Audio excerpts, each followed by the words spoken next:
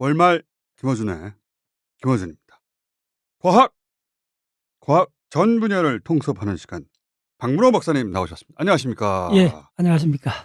요즘 저희 독자들의 감사 인사가 늘었습니다. 불면증이 있는 분들이 과학만 틀면 안심하고 숙면을 취할 수 있다. 어차피 못 알아들을 걸 알고 있기 때문에 갈등 없이 릴렉스하게 된다. 그래서 오늘은 과학 문외한들도 따라갈 수 있을 정도로 만만한 걸로 좀 부탁을 드립니다. 제발. 오늘 좀 어렵잖아요. 좀 거짓말! 괜찮을 거예요. 괜찮을 거예요.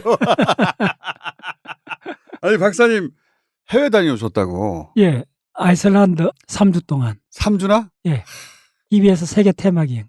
박사님 참 행복한 분이에요. 하고 싶은 공부만 하죠. 공부한 거 직접 확인하러 가죠 매년. 전 세계 돌죠. 그러니까 좀 쉬운 걸로 해주세요.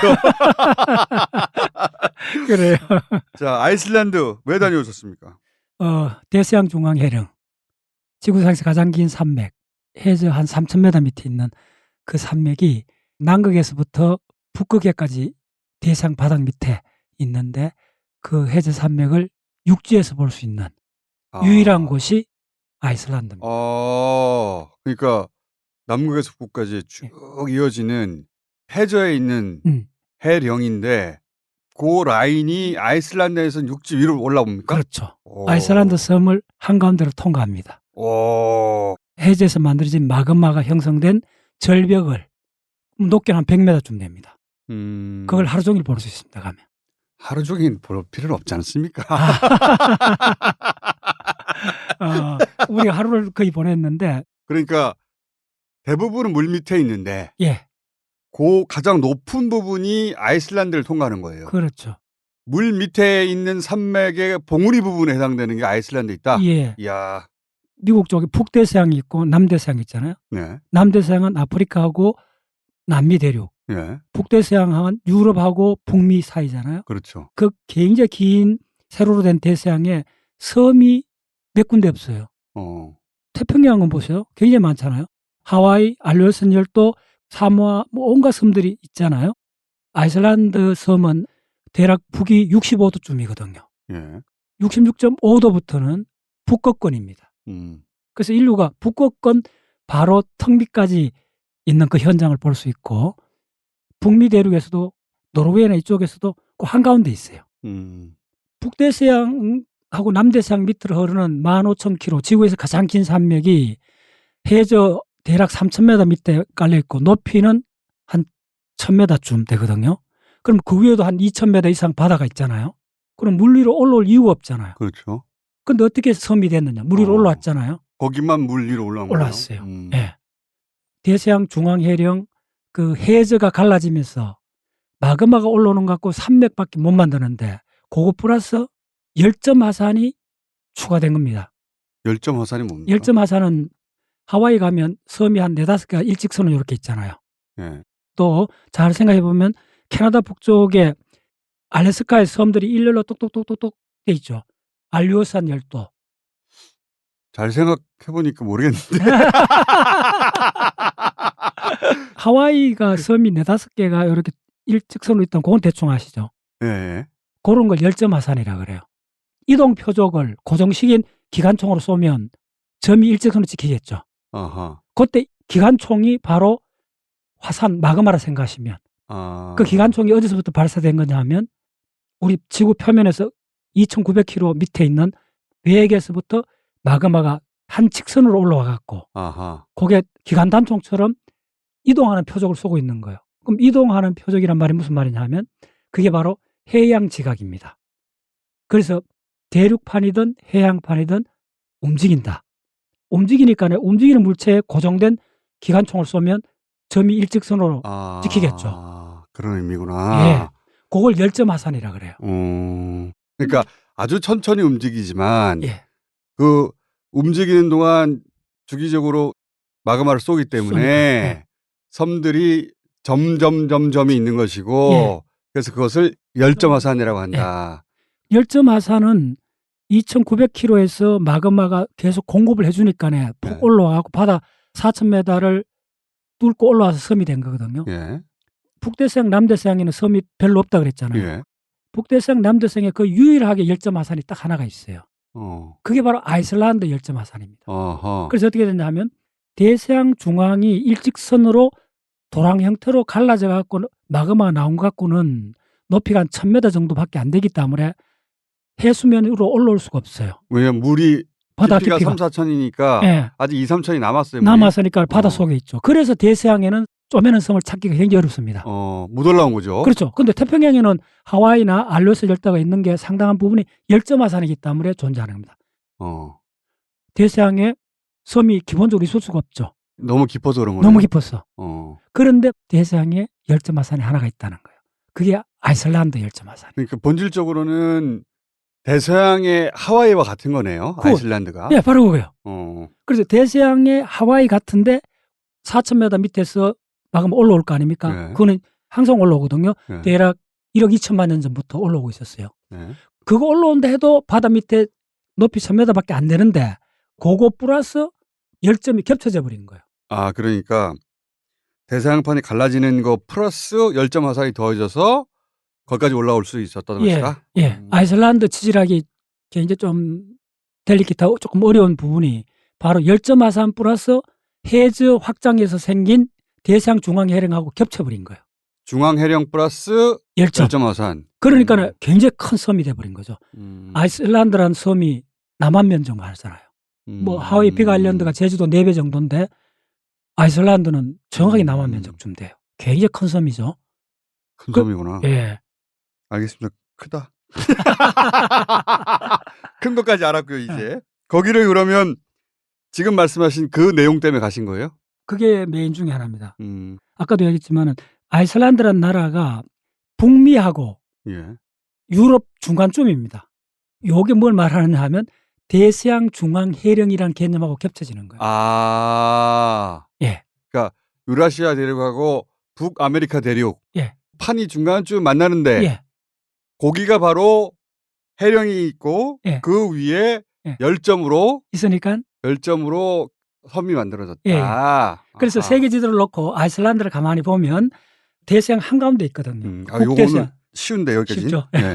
그게 아주 직관적입니다. 그래서 무슨 이야기냐면 그래서 이 해저 산맥 이름을 미드 오션 리치라 그래요.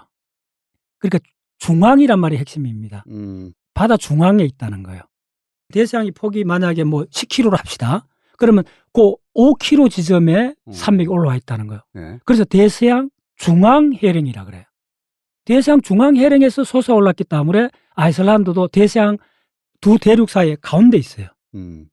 이해했습니다. 거기까지는. 예. 태평양에서는 중앙이란 개념을 쓰는 게 아니라는 거예요. 대서양만이 특별한 특징입니다. 그래서 오늘 이야기할 핵심 주제인데 태평양하고 대서양은 양상이 완전히 다르다는 거예요. 태평양에는 섬이 어디 많습니까? 하와이나 알료스 열도 이렇게 있고 그다음에 남태평양 섬들이 많잖아요. 예, 아래쪽으로. 그렇죠. 이제 환태평양 조산대라 해갖고 테두리 형태로 있잖아요. 예. 그럼 왜 대서양에는 가운데 이렇게 섬이 있는데 태평양에는 섬들이 대륙 가까이 있거나 혹은 하와이 같은 건 대륙이 떨어져 있잖아요. 예. 그건 좀 랜덤한 현상이거든요. 자, 요약해드리면 태평양에는 대서양 중앙 해령 같이 해령이 중앙에 나 있지 않았다는 거예요. 이 점이 굉장히 중요해요. 그래서 태평양 밑에도 해령이 있는데 그러니까 마그마가 올라오는 부분이 있는데 그게 지금 어디에 있느냐 하면 칠레 앞바다의 밑에 있습니다. 남미 가까이 있나요? 남미에 굉장히 가까이 있어요. 그것도 중남미에서부터 남극까지 대략 연결되어 있거든요. 네. 거기서 마그마가 올라와요. 근데 그 마그마는 언제부터 올라왔나 하면 얼추 한 2억 년 전부터 올라왔습니다. 그러면 상상해 보세요. 상상해 볼게요. 예. 여기 양상이 대서양은 한가운데서 그런 일이 벌어졌고 예.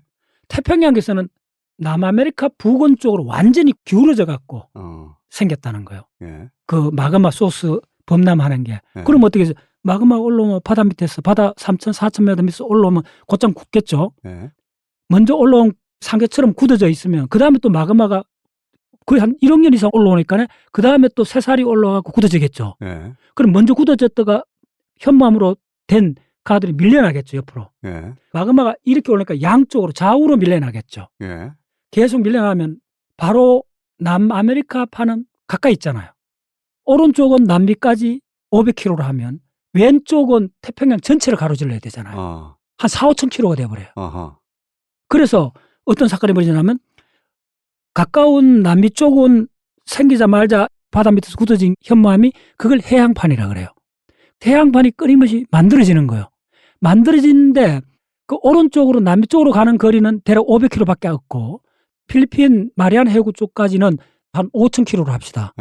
그러면 남미 쪽으로는 곧장 대륙판하고 만나겠죠, 해양판이. 그렇죠. 500km 가서 남미 대륙을 만나면 곧장 밑으로 섭입돼 버리는 거예요. 밑으로 들어가 버리는 거예요. 들어가면 곧장 녹아갖고 그게 바로 안데스 산맥을 만든 거예요. 안데스 산맥 화산이 5,000m 넘는 화산이 60개가 돼요.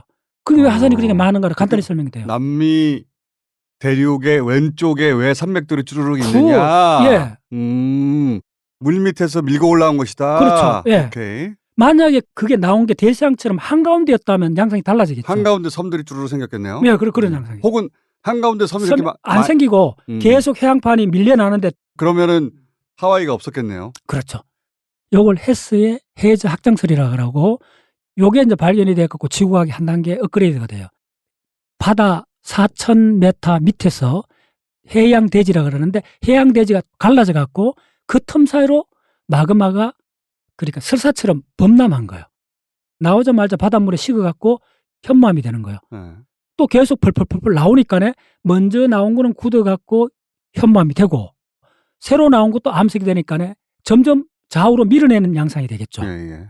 그 밀어내는 중심축이 마그마가 나오는 축이 태평양 한가운데로 있는 경우하고 한쪽에 치우친 경우하고는 양상이 완전히 달라진다는 거예요.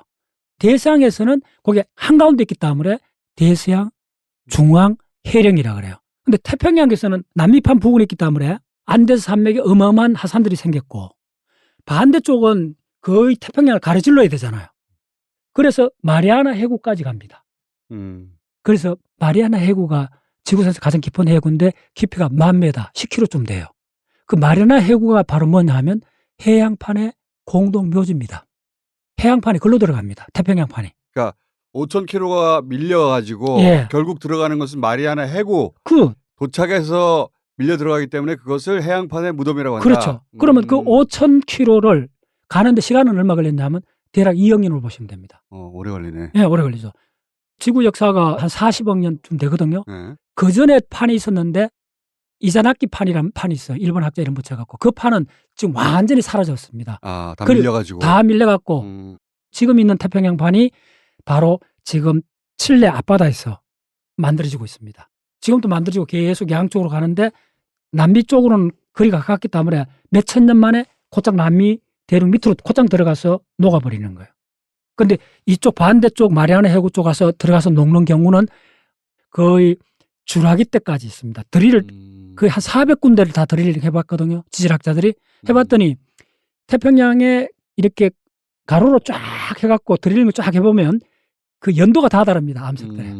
그러니까 오른쪽으로 남미 쪽으로 하는 건 불과 몇천 년 만에 산맥이 돼버렸고 왼쪽으로 간 놈들은 너무 멀기 때문에 수억 년 동안 움직였기 때문에 찍어보면 주라기도 나오고 연대가 다 나온다. 해양판이 대륙판보다 한 10% 무겁습니다. 대륙판은 주로 화강암 쪽으로 되어 있기 때문에 비중이 물의 2.7배, 해양판은 대략 3배쯤 됩니다. 그렇기 때문에 10% 상당한 차이잖아요. 그러니까 무조건 대륙하고 해양판이 만나면 해양판이 밑으로 들어갑니다. 무겁기 때문에. 그래서 태평양판도 그 2억 년 동안 밀려와갖고 마리아나 해구 밑으로 들어가는데 들어가서 한 110km 들어가면 해양판 끝단 부분이 멜팅이 됩니다. 필리핀부터 해가고 남태평양 화산섬들 있잖아요. 그걸 그 유명한 우리 환태평양 화산대라 그러잖아요. 그래서 이쪽에 미국 쪽에 로키 쪽에도 그 유명한 화산이 있고 남미 쪽에는 어마어마하게 많고 그다음 일본부터 시작해갖고 필리핀 해갖고 이렇게 원호를 그리잖아요. 환태평양 화산대가 태평양 밑에 있는 해저판이 확장되면서 그 사이로 마그마 나와서 그럽니다. 근데 그거는 2억 년 이상 됐고 대서양은 일직선인데 태평양은 왜 환이 된 거예요? 반원형으로 돼 있죠. 그렇죠. 그건 당연하죠. 왜 당연합니까? 그래. 좋아요. 댓글을 간혹 이렇게 봤더니 우리 청수님이 딱 이해할 수 있도록 잘 요약해 준다. 그런 칭찬 댓글이 굉장히 많더라고요. 바로 그런 점입니다. 다시 이야기하면. 자,